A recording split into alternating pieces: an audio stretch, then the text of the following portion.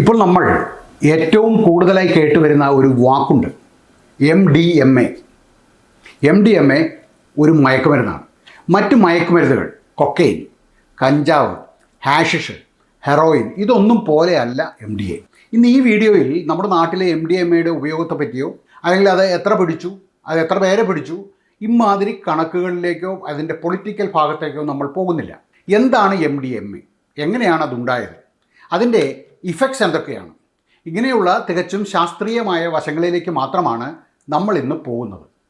അജയ്സ് പ്രസിൻ്റെ പുതിയൊരു വീഡിയോയിലേക്ക് എല്ലാവർക്കും സ്വാഗതം. Welcome to Ajay's press. Here what we do is express. Merck എന്ന ജർമ്മൻ ഫാർമസ്യൂട്ടിക്കൽ കമ്പനിയിലെ ആൻറ്റൺ കൊളിഷ് എന്നു പേരായ ഒരു കെമിസ്റ്റാണ് 1912 ആദ്യമായി MDMA സിന്തസൈസ് ചെയ്യുന്നത്. ഒരു ആപ്പറ്റൈറ്റ് സപ്രസൻറ്റ് എന്ന നിലയിലായിരുന്നു ആദ്യം MDMA സിന്തസൈസ് ചെയ്യപ്പെട്ടത് എന്ന് പറയുന്നുണ്ടെങ്കിലും മെർക്കിൻ്റെ തന്നെ ചരിത്രം പറയുന്നത് 1900 മുതൽ 1960 വരെയുള്ള കാലഘട്ടത്തിൽ അങ്ങനെ ഒരു ആപ്പറ്റൈറ്റ് സപ്രസൻറ്റ് ഡെവലപ്പ് ചെയ്യുവാനുള്ള യാതൊരു പ്ലാനും മെർക്കിന് ഉണ്ടായിരുന്നില്ല എന്നാണ്. അപ്പോൾ പിന്നെ എന്തിനായിരിക്കാം MDMA നിർമ്മിച്ചത്? എന്നാൽ ചില ഹീമോസ്റ്റാറ്റിക് സബ്സ്റ്റൻസസിൻ്റെ നിർമ്മാണത്തിനുള്ള പ്രീകേഴ്സർ എന്ന നിലയിലാണ് MDMA നിർമ്മിച്ചെടുത്തത് എന്നും പറയുന്നുണ്ട്.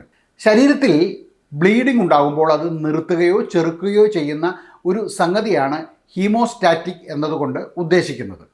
ഹൈഡ്രാസ്റ്റൈനിൻ എന്ന ബ്ലീഡിംഗ് ചെക്ക് ചെയ്യുന്ന ഒരു വസ്തു നിർമ്മിച്ച് എടുക്കുമ്പോഴുണ്ടായ ഒരു ബൈ പ്രോഡക്റ്റ് ആയിരുന്നു MDMA എന്നതായിരുന്നു കൂടുതൽ വിശ്വസനീയം. 3,4-മെഥലീൻ ഡൈ ഓക്സി മെത്താംഫെറ്റമിൻ എന്ന് പറഞ്ഞാൽ പെട്ടെന്ന് നിങ്ങൾക്ക് കത്തി എന്ന് വരില്ല. എന്നാൽ MDMA എന്ന് പറഞ്ഞാൽ പെട്ടെന്ന് മനസ്സിലാകും. MDMAയ്ക്ക് വേറെയും പേരുകളുണ്ട്. മോളി എന്നൊരു പേരുണ്ട്. എക്സ്റ്റസി എന്ന വേറൊരു പേര് കൂടിയുണ്ട് MDMAയ്ക്ക്. എക്സ്റ്റസി എന്ന പേര് കേൾക്കുമ്പോൾ തന്നെ വല്ലാത്തൊരു അനുഭൂതി തരുന്ന ഒന്ന് എന്നൊരു അർത്ഥം കിട്ടുന്നില്ലേ? MDMAയുടെ കൂടെ കഫീൻ, ആംഫിറ്റമിൻ പോലെ വേറെ ചിലതും കൂടി ചേർത്താണ് എക്സ്റ്റസി ഒക്കെ തയ്യാറാക്കുന്നത്. മോളിയും ഇങ്ങനെയൊക്കെ തന്നെയാണ് തയ്യാറാക്കുന്നത്. എന്താണ് MDMA? ഒരു ലാബിൽ വികസിപ്പിച്ചെടുത്ത ഒരു സിന്തറ്റിക് ഡ്രഗ് ആണ് MDMA.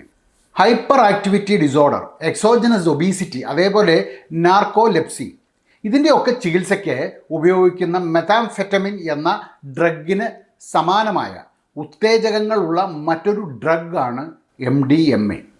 സോളിഡ് ടാബ്ലറ്റുകൾ, ക്യാപ്സ്യൂളുകൾ, പൗഡർ, ലിക്വിഡ് ഇങ്ങനെ വ്യത്യസ്ത രൂപങ്ങളിലാണ് ഈ ഒരു ഡ്രഗ് MDMA വിൽക്കുന്നത്. നമ്മുടെ കാഴ്ചശക്തിയിലും സമയത്തിൻ്റെ പെർസെപ്ഷനിലും സാരമായ മാറ്റങ്ങൾ വരുത്തുവാൻ കഴിവുണ്ട് എന്ന നിലയ്ക്ക് MDMAയെ ചില ഗവേഷകരും ചില ഓർഗനൈസേഷൻസും ഒരു സൈക്കഡെലിക് ഡ്രഗ് ആയി കരുതുന്നുണ്ട്. ഡിപ്രഷൻ്റെ ട്രീറ്റ്മെൻറ്റിനും അതുപോലെ തന്നെ പോസ്റ്റ് ട്രോമാറ്റിക് സ്ട്രെസ് ഡിസോർഡറിൻ്റെയും ട്രീറ്റ്മെൻറ്റിന് MDMA ഉപയോഗിക്കാമോ എന്നുള്ള പഠനങ്ങളും ഇപ്പോൾ നടക്കുന്നുണ്ട്. എന്തൊക്കെയാണ് MDMAയുടെ ഇഫക്ട്സ്? ഒരു സിംഗിൾ ഡോസ് എടുക്കുന്ന ഒരാളിൽ 45 മിനിറ്റിനുള്ളിൽ MDMAയുടെ പ്രവർത്തനം ആരംഭിക്കുന്നു. എടുക്കുന്ന ഒരാൾക്ക് ഹാപ്പിയായി തോന്നുക, സന്തോഷം തോന്നുക, കൂടുതൽ അലേർട്ടാകുക, കൂടുതൽ എനർജറ്റിക് ആകുക, ഊർജമുണ്ടാകുക, മറ്റുള്ളവരോട് കൂടുതൽ അടുപ്പം തോന്നുക, കൂടുതൽ എമ്പതി ഫീൽ ചെയ്യുക, ഇതൊക്കെ ഉണ്ടാക്കിയേക്കാം. ഒരു 15 മുതൽ 30 മിനിറ്റിനുള്ളിൽ ഇത് പീക്ക് ചെയ്ത് ആവറേജ് എഫക്റ്റ് 3 മണിക്കൂർ വരെ തുടരാം. ചില ആൾക്കാരിൽ 3-ലേറെ, ചിലപ്പോൾ 6 മണിക്കൂർ വരെ ഇതിൻ്റെ ഒരു എഫക്റ്റ് നിൽക്കാറുണ്ട്. ഈ സമയം എടുക്കുന്ന ആൾ ഏറ്റവും ഹൈയിലാകും, ആക്ടിവിറ്റി വളരെ കൂടുതലാകും. MDMA അഥവാ എക്സ്റ്റസി ഒരു ഹാലൂസിനോജനിക് അതുപോലെ തന്നെ ഒരു സ്റ്റിമുലൻ്റ് ഡ്രഗ് ആണ്. ഇതങ്ങ് ഉള്ളിൽ ചെല്ലുമ്പോൾ കഴിക്കുന്ന ആൾക്ക് ഫീലിങ്സിൻ്റെ ഒരു റഷ് തന്നെ ഉണ്ടാകും. നല്ലതും ചീത്തയും എന്തായാലും അതങ്ങനെ തന്നെ വലിയ ഹൈയിൽ ഇൻറ്റൻസായി നിൽക്കും. DJ പാർട്ടികളിലും മറ്റും കൂടുതൽ സമയം ആൾക്കാരെ ആക്റ്റീവായി നിൽക്കുവാൻ ഇത് സഹായിക്കാറുണ്ട്. എന്നാൽ അതിൻ്റെ നമ്മൾ സാധാരണ പറയുന്നത് പോലെ കെട്ട് ഇറങ്ങുമ്പോൾ ആളൊരു പഴംതുണിക്കെട്ട് പോലെയായി എവിടെയെങ്കിലുമൊക്കെ പോയി കിടക്കും. പിന്നീട് ബോധത്തിലേക്ക് വരുമ്പോൾ ചിലർക്കെങ്കിലും ഒരു ആത്മഹത്യാ പ്രവണതയൊക്കെ കണ്ടിട്ടുമുണ്ട്. ഇത് കേട്ട് സന്തോഷം തോന്നാൻ MDMA ഉപയോഗിക്കാം എന്ന് ആരും വിചാരിക്കരുത്. MDMA ഉണ്ടാക്കുന്ന എല്ലാ ഇഫക്റ്റും അത് താൽക്കാലികം മാത്രമാണ് എന്ന് അറിയുക. അതിലേറെ നെഗറ്റീവായ ഹെൽത്ത് ഇഫക്ട്സ് ആണ് MDMAയ്ക്കുള്ളത്. മാത്രമല്ല പലപ്പോഴും അപകടകരവുമായ ഇഫക്റ്റാണ് അതിന് ഉള്ളത്. MDMA എത്രമാത്രം സേഫാണ്? ഒട്ടും സേഫ് അല്ലാത്ത ഒരു ഡ്രഗ് തന്നെയാണ് MDMA. നാച്ചുറൽ ആയിട്ടുള്ള മയക്കുമരുന്നുകളെക്കാൾ അപകടകരമാണ് സിന്തറ്റിക് ഡ്രഗ്സ് എന്നാണ് പൊതുവെ കരുതപ്പെടുന്നത്. എന്നാൽ ഇത് വാസ്തവമല്ല. കൊക്കെയിൻ, ഹെറോയിൻ, മരിജുവാന എന്ന് നമ്മൾ വിളിക്കുന്ന മാരുവാന, ഇതെല്ലാം MDMAയേക്കാൾ അപകടകരമാണ്. എന്ന് വെച്ച് MDMA അപകടകരമല്ല എന്ന് ഒരർത്ഥം ഇല്ല കേട്ടോ. MDMA നമ്മുടെ ശരീരത്തിൽ വിപരീതമായ അപകടകരമായ ആരോഗ്യ പ്രശ്നങ്ങൾ ഉണ്ടാക്കും.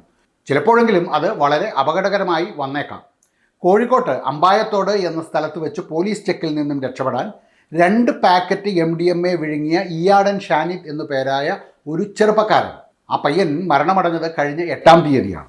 ഈ 2 പാക്കറ്റിലും എത്രമാത്രം MDMA ഉണ്ടായിരുന്നു എന്ന് നമുക്കറിയില്ല.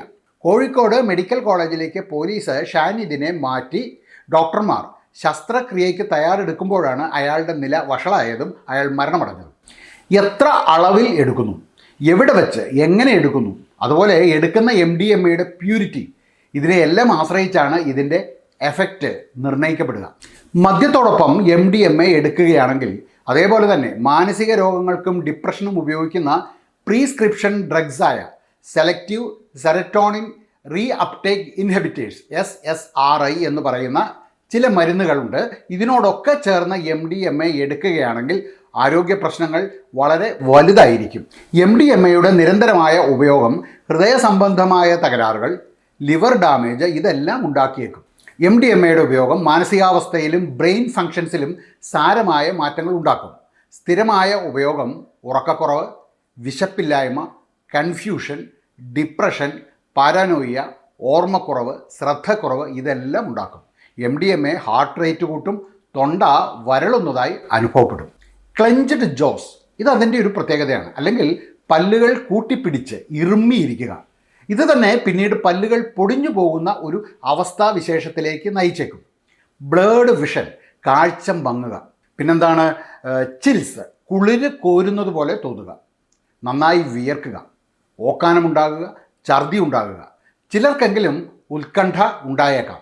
ചിലപ്പോൾ ഒരു കൺഫ്യൂഷൻ ഫീൽ ചെയ്യും. ഇതുകൂടാതെ ചിലരെങ്കിലും പാരനോയിഡ് ആയേക്കാം.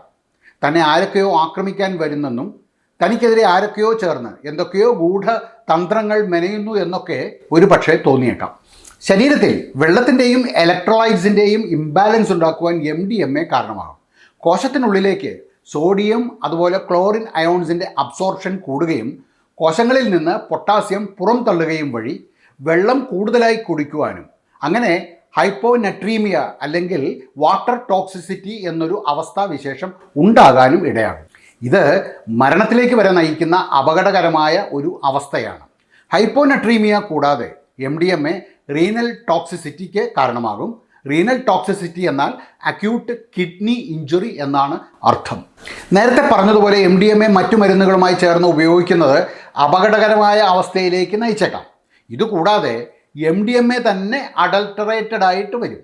MDMA എന്ന പേരിൽ വിൽക്കുന്ന മരുന്നുകളുടെ കെമിക്കൽ അനാലിസിസ് നടത്തിയപ്പോൾ നല്ലൊരു ഭാഗവും അഡൾട്ടറേറ്റഡ് ആയിരുന്നു എന്ന് കണ്ടെത്തിയിട്ടുണ്ട്. കെറ്റമീൻ, ആംഫിറ്റമീൻ, ബാത്ത് സോൾട്സ് എന്ന വിളിപ്പേരുള്ള സിന്തറ്റിക് കാറ്റിനോൺസ്, 3,4-മെത്തിലിൻ ഡയോക്സി ആംഫിറ്റമിൻ MDA, അതുപോലെ മെത്താംഫിറ്റമിൻ ഇതെല്ലാം MDMAയിൽ ചേർക്കാറുണ്ട്. MDMA തന്നെ അപകടകാരിയാണ്. എന്നാൽ അത് മേൽപ്പറഞ്ഞവയുമായി ചേർന്ന് വരുമ്പോൾ അത് ഉയർത്തുന്ന അപകടം അപ്രതീക്ഷിതമായ പാർശ്വഫലങ്ങളും ആരോഗ്യ പ്രശ്നങ്ങളുമായിരിക്കും. ഇപ്പോൾ കണ്ടാമിനേറ്റഡ് ആയി വരുന്ന MDMA ആണ് കൂടുതലായും വിൽക്കുന്നത്. ഇത് പലർക്കും അറിയില്ല. അതുണ്ടാക്കുന്ന ഫലങ്ങളും പാർശ്വഫലങ്ങളും കൂടുതൽ അപകടകരം എന്ന് മാത്രമേ പറയുവാൻ പറ്റൂ. എങ്ങനെയാണ് MDMA നമ്മുടെ ശരീരത്തിൽ പ്രവർത്തിക്കുന്നത് എന്നുകൂടി നമ്മൾ ഒന്നറിഞ്ഞിരിക്കുന്നത് നല്ലതാണ്. ഏറ്റവും ചുരുങ്ങിയത് 3 ന്യൂറോ ട്രാൻസ്മിറ്റേഴ്സിൻ്റെ പ്രവർത്തനത്തെയാണ് MDMA സ്വാധീനിക്കുന്നത്. എന്താണ് ന്യൂറോ ട്രാൻസ്മിറ്റേഴ്സ് എന്ന് നിങ്ങളിൽ കുറച്ചു പേർക്കെങ്കിലും അറിയാമായിരിക്കും. തലച്ചോറിലെ കെമിക്കൽ മെസഞ്ചേഴ്സ് ആണ് അവർ എന്ന് നമുക്ക് ചുരുക്കത്തിൽ പറയാം. ഇതൊരു കെമിക്കൽ സബ്സ്റ്റൻസ് ആണ്. ഒരു നെർവ് ഇമ്പൾസ് ഒരു നെർവിൻ്റെ അവസാന ഭാഗത്ത്, ആ നെർവിൻ്റെ എൻഡിങ്ങിൽ എത്തുമ്പോൾ ഒരു കെമിക്കൽ സബ്സ്റ്റൻസ് റിലീസ് ചെയ്യപ്പെടുന്നു. ഈ കെമിക്കൽ സബ്സ്റ്റൻസ് നെർവ് എൻഡിങ്ങിലെ സൈനാപ്സ് അഥവാ ആ ജംഗ്ഷനിലൂടെ ഡിഫ്യൂസ് ചെയ്ത് നെർവ് ഇമ്പൾസിനെ അടുത്ത നെർവിലേക്ക് ട്രാൻസ്ഫർ ചെയ്യുന്നു. ഇങ്ങനെയുള്ള 3 neuro transmitters serotonin, dopamine, nor epinephrine ഇതാണ് നമുക്കുള്ളത്. ഉദാഹരണത്തിന് നമ്മുടെ മൂഡ്, ഉറക്കം, വിശപ്പ്, വേദന ഇതിനെയെല്ലാം റെഗുലേറ്റ് ചെയ്യുന്ന പ്രധാനപ്പെട്ട ന്യൂറോ ട്രാൻസ്മിറ്റർ സെറട്ടോണിനാണ്. MDMA ഈ ന്യൂറോ ട്രാൻസ്മിറ്ററിൻ്റെ റിലീസ് കൂട്ടുന്നു. അതല്ലെങ്കിൽ നെർവ് സെൽസിലെ ഇതിൻ്റെ റീ അപ്ടേക്കിനെ ബ്ലോക്ക് ചെയ്യുന്നു. ഇങ്ങനെ ന്യൂറോ ട്രാൻസ്മിറ്ററിൻ്റെ കൂടുന്ന ലെവൽ, മൂഡ്, എനർജി ഇതെല്ലാം മാറ്റം വരുത്തുന്നു. വിഷ്വൽ ഹാലൂസിനേഷൻസ് ഉണ്ടാകുന്നു. യാഥാർത്ഥ്യങ്ങളുമായി ബന്ധമില്ലാത്ത കാര്യങ്ങൾ ഗ്രഹിക്കുവാൻ തുടങ്ങുന്നു. ഇങ്ങനെയാണ് ഇത് നമ്മുടെ ശരീരത്തിൽ പ്രവർത്തിക്കുന്നത്. ഗർഭം ധരിച്ചിരിക്കുന്ന സമയത്ത് MDMA ഉപയോഗിച്ചാൽ ഉണ്ടാകുന്ന കുട്ടിക്ക് ബർത്ത് ഡിഫക്ട്സ് ഉണ്ടാകുവാനുള്ള സാധ്യത വളരെ വളരെ കൂടുതലാണ്. MDMA ഒരു അഡിക്റ്റീവാണ്. അതുപോലെ തന്നെ US food and drug administration FDA മാനസിക രോഗ ചികിത്സയ്ക്ക് MDMA ഇതുവരെ ശുപാർശ ചെയ്തിട്ടില്ല. ഇതൊക്കെയാണ് നമുക്ക് MDMAയെ കുറിച്ച് പറയുവാനുള്ളത്. ഈ വീഡിയോ നിങ്ങൾക്ക് ഉപകാരപ്രദമായി എന്ന് തോന്നിയിട്ടുണ്ടെങ്കിൽ ഇത് മറ്റുള്ളവർക്ക് കൂടി ഒന്ന് ഷെയർ ചെയ്ത് കൊടുക്കുക. എല്ലാവർക്കും നല്ലൊരു ദിവസം ആശംസിക്കുന്നു. നന്ദി, നമസ്കാരം.